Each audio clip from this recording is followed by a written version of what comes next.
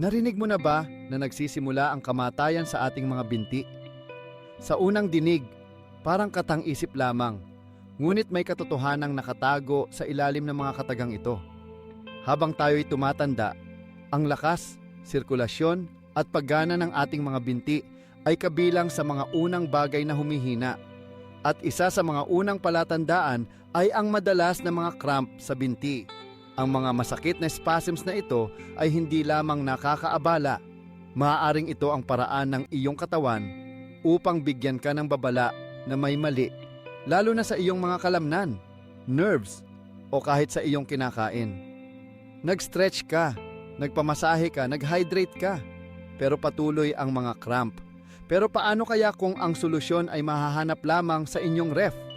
Ang mga cramp sa binti ay matatalim at madalas sa gabi, lalo na sa mga nakatatanda, dahil habang tayo'y tumatanda, nagiging sensitibo ang ating mga kalamnan sa mga pagbabago sa balanse ng tubig sa katawan at mineral. Pero narito ang magandang balita. Ang iyong kinakain ay maaaring magkaroon ng malakas na papel para pigilin ang mga ito. Sa video na ito, malalaman mo kung ano-ano ang mga pagkain na makakatulong sa iyo para pigilan ang mga cramps. Panatilihin ang panunood sa video na ito hanggang sa dulo kung ayaw mong makaligtaan ang pang-anim. Ito ay maliit, malutong, at maaaring ang pinakamalakas sa lahat. Kaya simulan natin sa isang simpleng pagkain na sikat na sikat. Una ay itlog. Ang bawat malaking itlog ay naglalaman ng humigit kumulang 69 mg ng potassium, kasama ang mahahalagang bitamina tulad ng B12 na may 0.6 micrograms bawat itlog at riboflavin na may 0.2 mg. Bagaman ang itlog ay hindi gaanong mataas sa potassium kumpara sa prutas o gulay, nakakatulong pa rin ito sa pagbibigay ng kaunting halaga ng electrolyte na nagpapagalaw sa mga kalamnan ng maayos.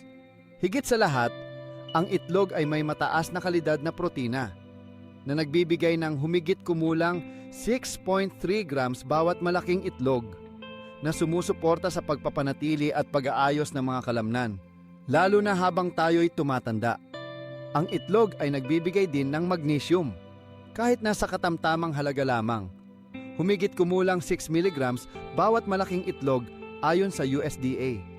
Ang magnesium ay nakatutulong sa pag-aayos ng mga nerve impulse at pinipigilan ang sobrang aktibong pagkipot ng kalamnan na maaaring magdulot ng cramp.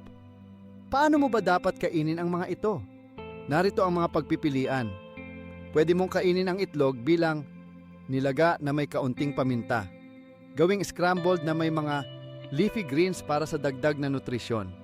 Ibabad ang itlog sa kumukulong tubig at gamitin ito bilang palaman sa iyong tinapay. Gawing omelette na may mga gulay. Pero kung dati kang may mataas na kolesterol o sakit sa puso, marami sa mga doktor ang nagre-rekomenda na limitahan ang itlog sa isa bawat araw dahil ang dilaw ng itlog ay naglalaman ng kolesterol.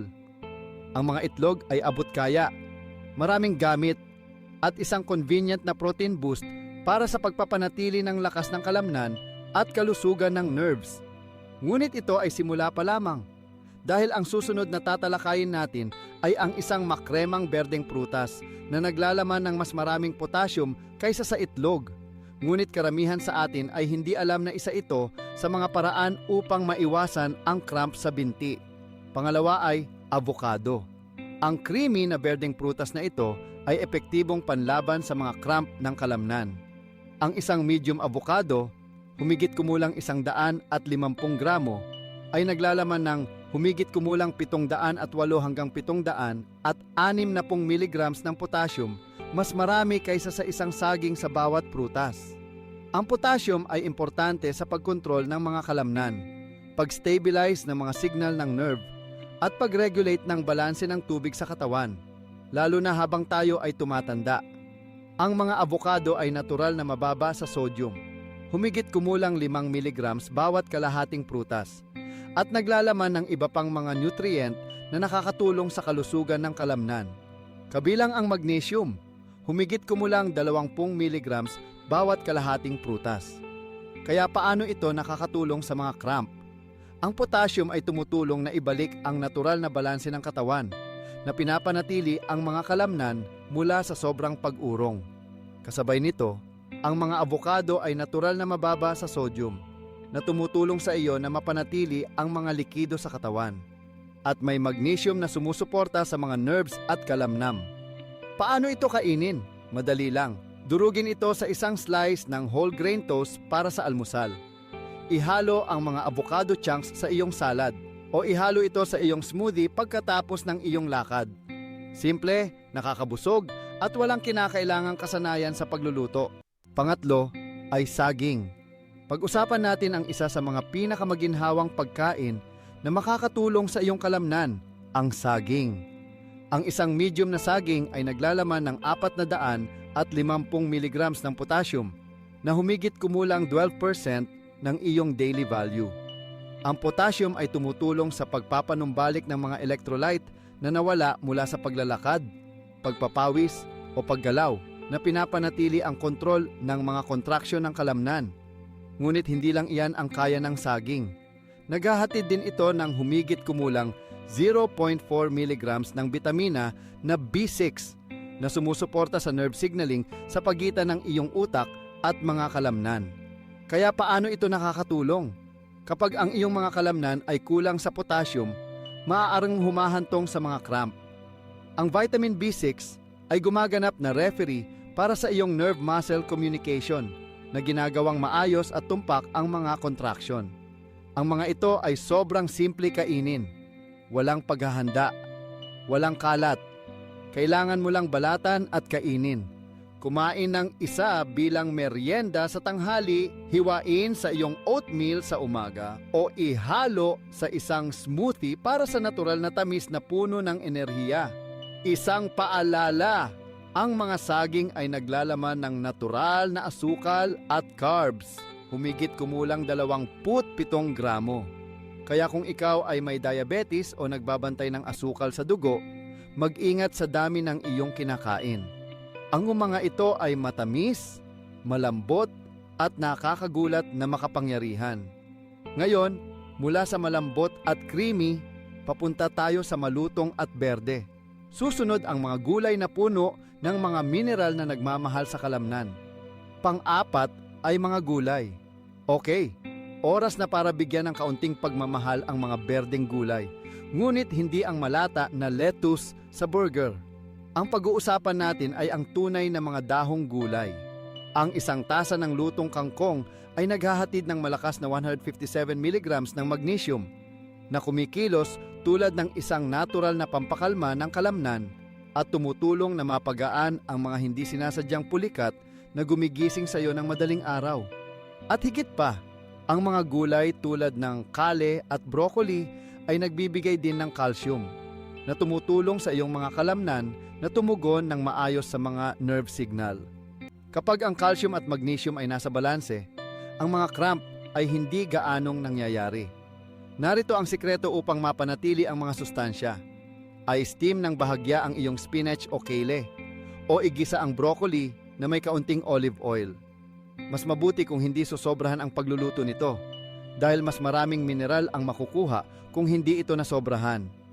Maaaring hindi ito madalas kinakain ng karamihan, ngunit kung kainin mo ito, ang iyong mga kalamnan ay magpapasalamat sa iyo. At ngayon, kung mahilig ka sa mga creamy na merienda, ang susunod na opsyon ay maaaring maging matalik mong kaibigan. Panglima ay yogurt. Ngayon, pag-usapan natin ang isang bagay na creamy, cool, at nakakagulat na makapangyarihan. Ang plain yogurt. Ang isang tasa ng plain low-fat yogurt ay naglalaman ng humigit kumulang 400 at 48 mg ng calcium na halos 45% ng iyong daily value na ginagawa itong madali at masarap na paraan upang suportahan ang kalusugan ng kalamnan. Bakit importante ang calcium? Ang bawat kontraksyon at pagpapahinga ng kalamnan ay nakasalalay dito. Kung walang sapat na calcium, ang mga signal ay nagkakaroon ng problema at maaaring magdulot ng cramp. Ngunit hindi lamang ito ang dahilan. Ang yogurt ay naglalaman din ng probiotics, mga kapaki-pakinabang na bakterya tulad ng Lactobacillus at Bifidobacterium na sumusuporta sa kalusugan ng tiyan at tumutulong sa iyong katawan na sumipsip ng mga nutrient ng mas mahusay. Narito ilan sa mga paraan para ma-enjoy mo ang iyong yogurt. Haluan ng ilang sariwang berries para sa tamis, i-blend sa smoothie o maglagay ng kaunting honey. Para sa pinakamahusay na resulta, pumili ng plain o low sugar dahil ang maraming dagdag na asukal ay maaaring mag-neutralize sa mga benepisyo nito. Ito ay simple, nakakabusog, at maaaring maging kapansin-pansin ang epekto. Ngunit kung mahilig ka sa isang crunchy snack, ang susunod sa ating listahan ay para sa iyo. Pang-anim ay mani at buto. Nakarating ka na sa huling pagkain sa aming listahan at ito ay isang crunchy at makapangyarihang pagkain na pwedeng mong kainin kahit saan. Ang isang onsa ng almond ay naglalaman ng humigit kumulang 76 na milligrams ng magnesium, halos 18% ng iyong daily value, na sapat upang makatulong na ayusin ang mga nerve signals at pakalmahin ang pag-urong ng kalamnan na sanhi ng cramp. Ngunit hindi lang almond. Ang mga buto ng kalabasa ay may humigit kumulang 100 at 56 na milligrams ng magnesium bawat onsa. Ang mga buto ng chia ay may humigit kumulang 100 at 11 milligrams bawat onsa. At ang mga buto ng kasoy ay nagbibigay ng 83 milligrams. Bakit ito importante? Ang magnesium ay ang pangunahing mineral para sa pagpapahupa ng mga naninigas na kalamnan dahil sa pagkontrol nito sa sobrang aktibong nerve signal. Dagdag pa, ang mga malusog na taba sa mga mani at buto ay tumutulong sa iyong katawan na sumipsip ng mga fat-soluble vitamins tulad ng A, D, E at K na sumusuporta sa pagkukumpuni ng kalamnan at kontrol ng pamamaga. Narito ang ilang mga tips. Kainin ang isang maliit na dakok bilang snack, iwisik sa yogurt, ihalo sa salad o i-blend ang mga buto sa iyong smoothies para sa extra texture at nutrition. Piliin lamang ang mga unsalted dahil ang labis na sodium ay maaring mag-trigger ng cramp. Maaaring sila ay maliit, pero meron silang malakas na bisa ng magnesium para sa pagpapakalma ng kalamnan at mga taba para sa pagpapalakas ng nutrisyon. Recap muna tayo.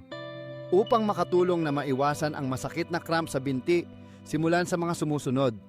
Mga itlog para sa mga mineral na nagpapakalma ng kalamnan, mga abokado na may malakas na potassium, mga saging para sa electrolytes at kalusugan ng nerves, mga gulay para sa magnesium at calcium, yogurt para sa calcium at probiotics, at mga mani at buto para sa mga cramp-fighting fats at mineral. Ngunit huwag tumigil sa pagkain lamang. Ang pananatiling hydrated at paggawa ng kaunting stretching araw-araw ay makakagawa rin ng malaking pagkakaiba. At syempre, makipag-usap sa iyong doktor bago gumawa ng anumang malaking pagbabago sa iyong diet. Lalo na kung ikaw ay may maintenance ng gamot o may kondisyon sa kalusugan. Ang mga maliliit na pagbabagong ito ay makakagawa ng malaking pagkakaiba. Salamat sa panonood. Kung nakatulong sa iyo ang video na ito, mag-iwan ng komento sa ibaba at sabihin sa amin kung aling pagkain ang gumulat sa iyo.